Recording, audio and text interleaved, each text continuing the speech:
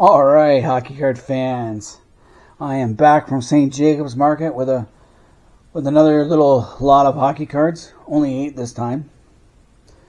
Just didn't have the money to get too many. But what we do have are from 2 different sets. The first one is from the 1971-72 O-PEE-CHEE set. This is a set that has the Ken Dryden, Marcel Dion, and Guy Lafleur rookie card, which means it's very expensive. And I also have a card from the 1972-73 set. But let's check them out. We have Pittsburgh Penguins center Ron Schock. I paid $5 for all these cards from the Antiques Market in St. Jacobs. They got a lot of cards. Sometimes they're pricey, but they're generally in very good shape, these cards are. If there's a crease, they'll tell you and they'll mark it off. Now, I do have Ron Schock's cards when he played for Pittsburgh Penguins, but he actually started his career with the Boston Bruins, then went to the St. Louis Blues, Pittsburgh, and then played for the Pittsburgh Penguins right up until 77-78 when he was traded to Buffalo Sabres. I think I have that card, that trade card, or I did at one time. Not a bad player, played 909 games, 166 goals, 517 points. 55 playoff games, had 4 goals, 20 points. Went to two Stanley Cup finals with St. Louis Blues and a semifinal with the Pittsburgh Penguins. So he's claimed an expansion draft by St. Louis from Boston. And then June 6, 1969, traded from St. Louis Blues with Craig Cameron to Pittsburgh Penguins for Lou Angotti and round 1 pick in the 71 draft, Gene Carr. I'd say Pittsburgh won that deal. Lou Angotti later became a coach for St. Louis, and not a very good one. And Gene Carr wasn't all that great. In fact, Gene Carr would actually go back and play for Pittsburgh. But Ron Schock was a decent player. Now we have Minnesota North Star center Jude Drouin. Jude Drouin. Apparently he had 7 brothers and 2 sisters. I don't know if any of his other brothers or sisters played in the NHL, but he had a large family. And he was drafted by the Montreal Canadiens round 3, 17th overall in the 66 amateur draft. Only played 12 games with Montreal. Did get a Stanley Cup ring, but doesn't have his name on the cup. Because they did win a cup in 68-69. He played 9 games in the regular season, had 1 assist, but never had any playoff games. Then went to the Minnesota North Stars. Played 4.5 seasons with them before being traded to the New York Islanders. And then played for the New York Islanders right up until from 74 to 78. Then he kind of semi-retired in 78, but the Winnipeg Jets begged him to come back. So he played 1 year with the Winnipeg Jets, 79-80, and then 7 games in 80-81 for them. 666 NHL games, 151 goals, 456 points. 72 playoff games, he was 27 goals, 41 assists for 68 points. He was a big part of the Islanders in the mid-70s. But the arrival of guys like Brian Trottier and Mike Bossy kind of meant he had a more reduced role. I always thought he played for the WHA, but he never did. Just because he played for Winnipeg, I guess. But he left the Islanders just before they started winning cups, so it kind of sucks for him. Now we have goalie, Minnesota North Stars, Cesar Maniago. I like the cartoon on the back. Fans once yelled, "Hail Caesar" to Maniago. That's cool. This is an interesting set because when the game's played, they actually give if it's 1/3, 2/3, or what. So if you played 2 periods of a game, they call it 2/3. If you played 1 period, it was 1/3. Interesting. I like the cartoon on the back. Hail Caesar. That's pretty cool. Maniago had played 7 games with Toronto, 14 games with Montreal back in the 60s, 34 games with the Rangers. Expansion draft, he went right to the Minnesota North Stars from 67 all the way up to 76. Then played 2 final seasons in Vancouver. 568 NHL games, had 30 shutouts, was a 3.27 goals against average. He won 190 games but lost 259 games. And tied 96. You have to remember, Minnesota was not exactly a powerhouse team in the 70s. He was 1965, he was traded from Montreal with Gary Peters to New York Rangers for Gord Labossiere, Noel Price, Earl Ingerfield, and Dave McComb, and cash. That was a dumb trade. I would have kept Maniago's better than all those guys. Then claimed an expansion draft by Minnesota from New York Rangers. Other than Noel Price, it was a minor league deal. Next up, we have right winger for the Pittsburgh Penguins, Jean Pronovost, the second player in Pittsburgh Penguin history to score 50 goals. He did it. His 50 goals came in the same season as the guy who did it first, which was Pierre LaRouche. LaRouche and Pronovost did it at the same time. Back then, Jean is also the younger brother of Marcel Pronovost, who won Stanley Cups with Toronto and Detroit. Jean Pronovost played from 1968 to 1978 with the Pittsburgh Penguins. And in 75-76, he had that magical year where he 52 goals, 52 assists for 104 points. Pierre LaRouche, I think, had 53 goals. They did it the same year. Pronovost is also part of the PAP line with Sil Apps and Greg Polis. They called it the PAP line. Back then, back before the internet and all these things, the lines had monikers. Montreal had the Donut line with Steve Schutt, Guy Lafleur, and Frank Mahovlich, which is unfair because Mahovlich was a good player in his own right. The LCB line with Leach, Clark, and Barber. Or the Electric Lightning Company line with Bossy, Chache, and Gillies. You know what I mean? So anyway, Pronovost gets traded to the Atlanta Flames in 78-79. Spends 2 seasons there, then goes to the Washington Capitals. 998 games, 391 goals, 774 assists, or points. 35 playoff games, he has 11 goals, 9 assists for 20 points.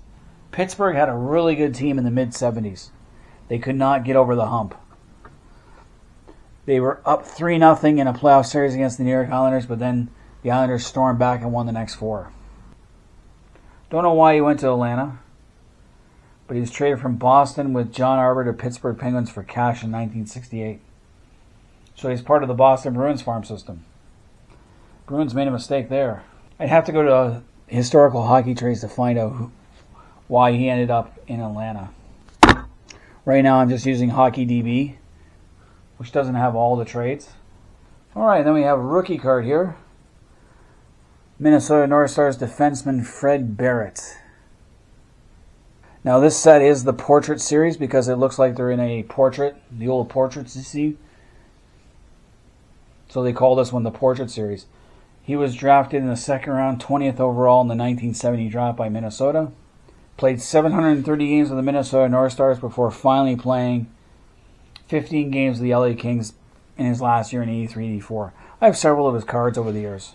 745 games, 25 goals, 148 points, 44 playoff games, only 2 assists. He was with Minnesota when they went to the Stanley Cup Finals in 80-81. So he got along that ride. Doesn't say why he went to the Kings. Probably got released by the North Stars and then signed as a free agent, maybe. Now we have Buffalo Sabres right winger Floyd Smith. He later became their coach, I believe. Yes. He later became a coach and then an assistant with the Toronto Maple Leafs. Him and Punch Inlack were really good friends. Floyd Smith had started his career in the 50s with Boston Bruins, in the 60s with the New York Rangers, Detroit Red Wings, Toronto Maple Leafs, then Buffalo Sabres for a season.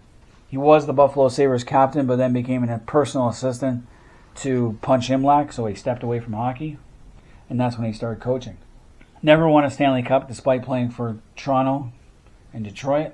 616 NHL games, 129 goals, 307 points. 48 playoff games, 12 goals, 23 points.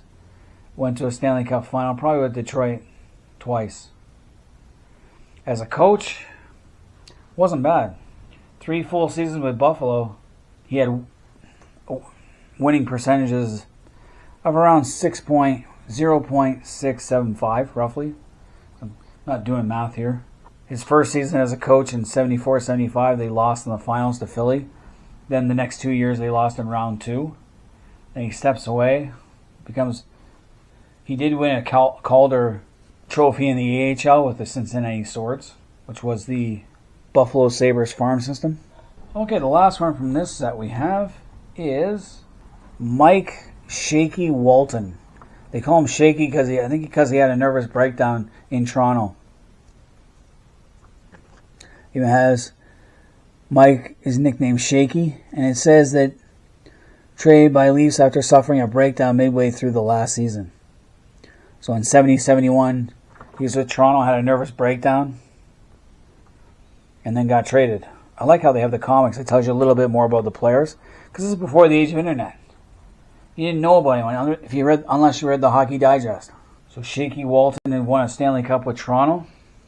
And then in 1970 was 70-71, he was traded to Boston Bruins, won a Stanley Cup with Boston, 72. Played one more year with Boston. Probably fought with management because he jumps to the WHA. Plays for the Minnesota Fighting Saints. I have his card for that one, or one of them anyway. Then he comes back in 75-76 when Minnesota Fighting Saints fold. He comes back and plays for the Vancouver Canucks in 76. Stays there for 2 more years. Then goes to the St. Louis Blues, back to the Boston Bruins, and finally Chicago Blackhawks in 78-79. In 211 WHA games, 136 goals, 281 points, 23 playoff games, 20 goals, 35 points. So, good WHA player.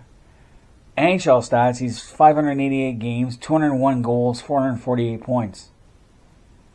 357 penalty minutes. Spent a lot of time in the box. 47 playoff games, 14 goals, 10 assists for 24 points. Not bad. So you gotta remember, players back then didn't play as many playoff games.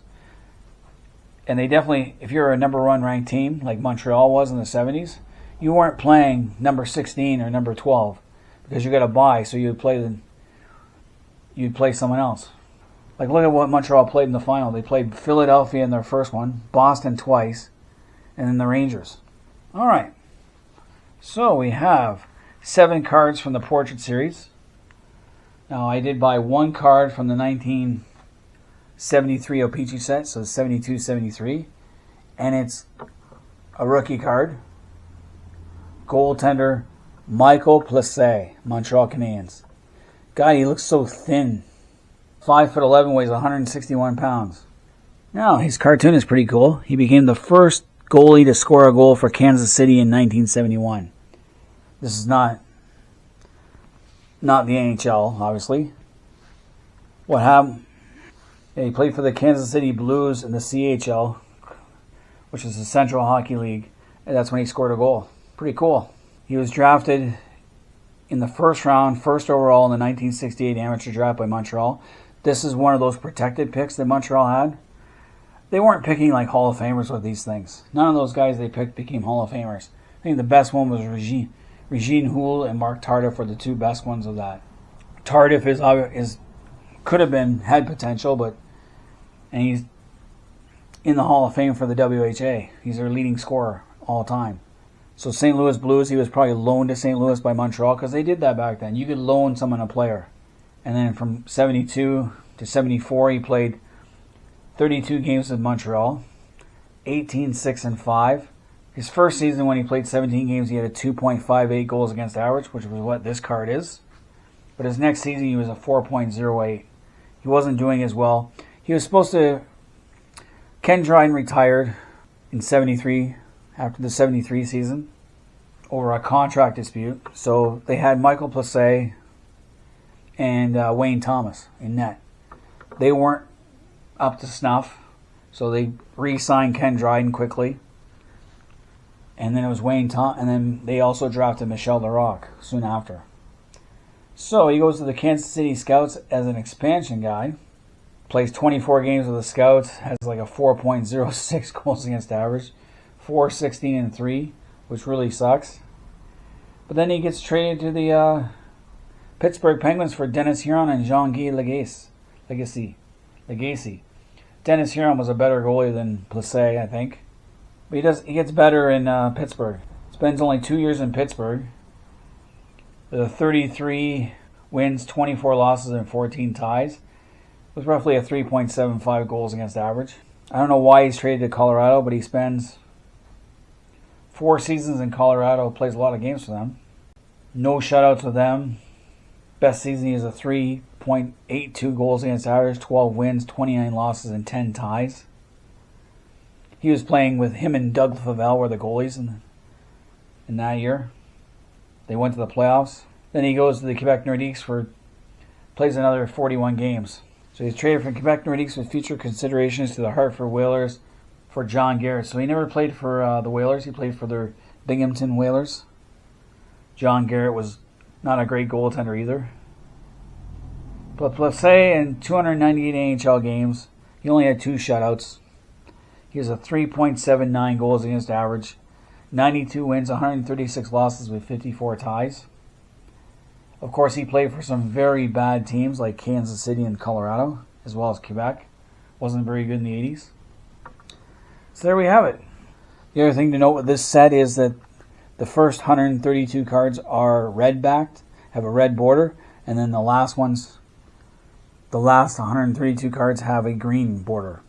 If the Topps version of these cards of that set has yellow and blue as well, which is interesting. So there we have it. 8 cards, paid $40, so $45 with the taxes on top. They're in good shape. Can't complain. Just the drive, it takes me 2.5 hours to drive there and back. But we had to meet somebody for some God knows why reason. I don't ask my wife these things. But we decided to meet at St. Jacobs, which was halfway. But the antique mall is pretty cool. They actually have a World War I Bren machine gun. It's perfect to order, just been deactivated. You got $5,500, you can get one. You can also get an Enfield rifle there for, I think it was $2,200.